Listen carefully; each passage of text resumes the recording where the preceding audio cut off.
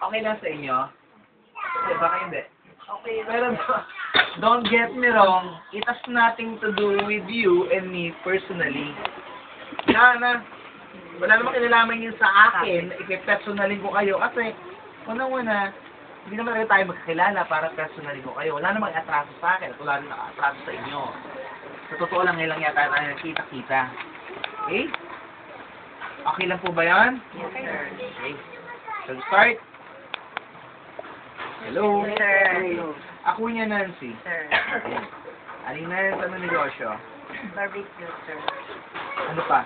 Saka nagtitinda ako ng hilaw na ulam, sir. Yung mga gulay. Kasi dati mo pa lang talaga yung ano, sir. So, what happened there? Binigay sa inyo?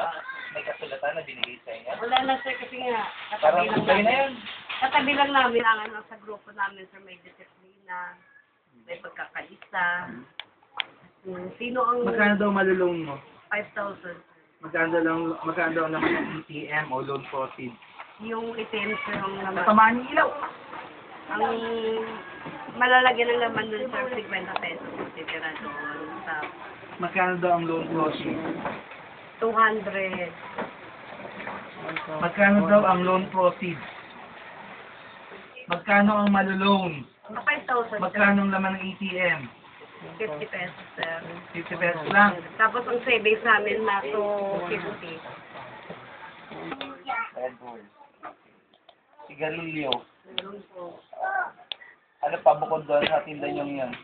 Mga dilata, siriya. Itlog, sisiya, mga Ilan taon na akong tumatakbo yung sari-sari store nyo? 60 years. Simisar ang trabaho. Simisar ang trabaho. Pintor. Ano mga pinipinturahan? Cancel din sir. papadala po sa akin yun ano lang, panggastos ko lang. How much is that? 5,000. A month? 8,000.